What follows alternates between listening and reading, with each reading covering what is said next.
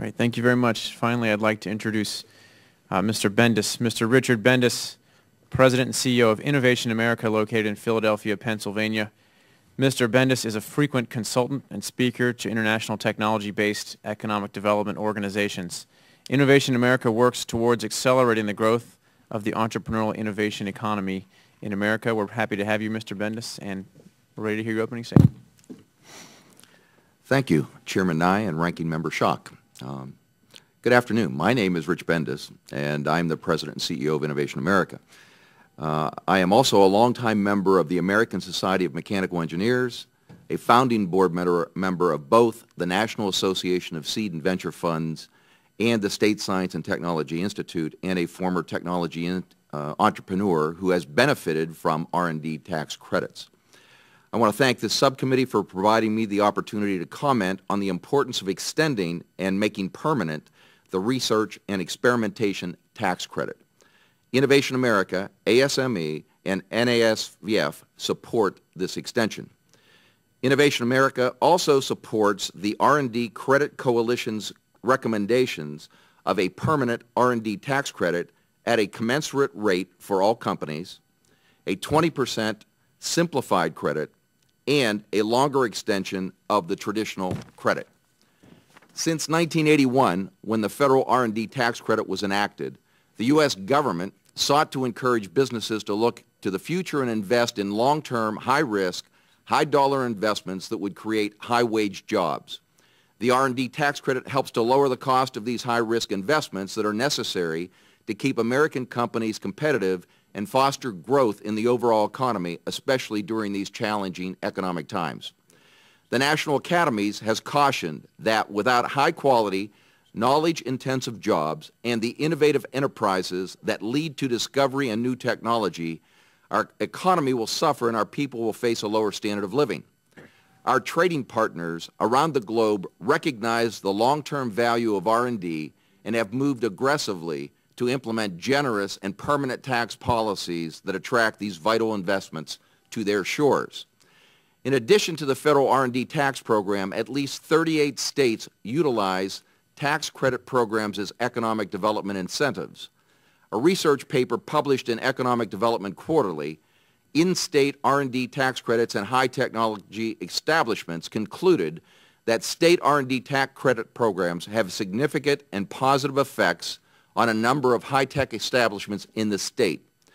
R&D tax credit programs vary from state to state, as some offer refundable credits set up in a way that the amount provided to a company utilizing the R&D tax credit may exceed the company's actual state income tax liability.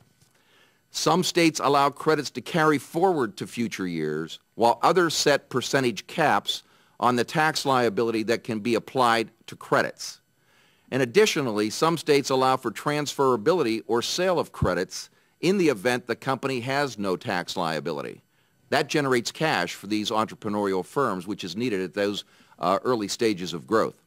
I also believe that while the R&D tax credit program extension is a critical component of the U.S. innovation portfolio of programs, it is not the only area that this subcommittee should be concerned with.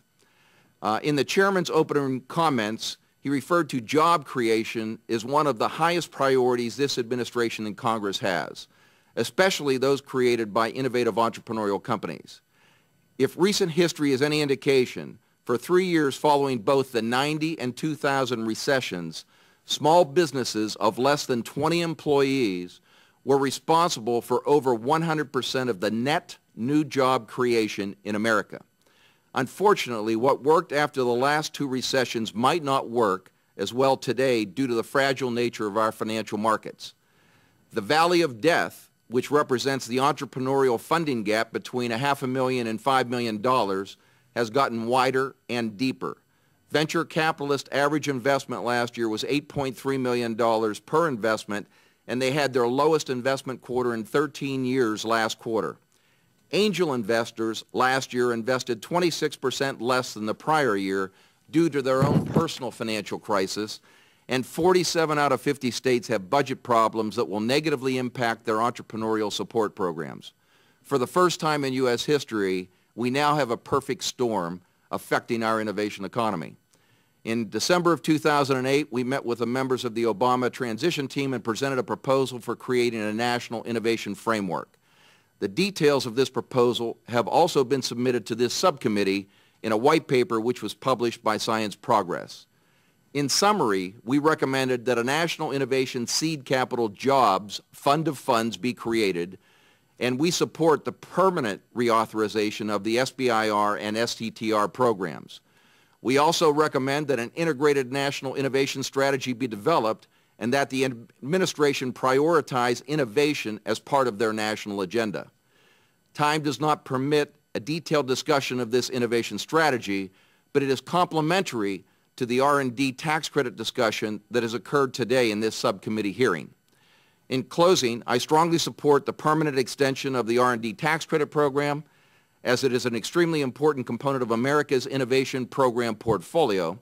And I'd like to thank you for the opportunity to present my view to this subcommittee and request that my written statement as well as other supporting documentation be submitted into the record. Thank you very much.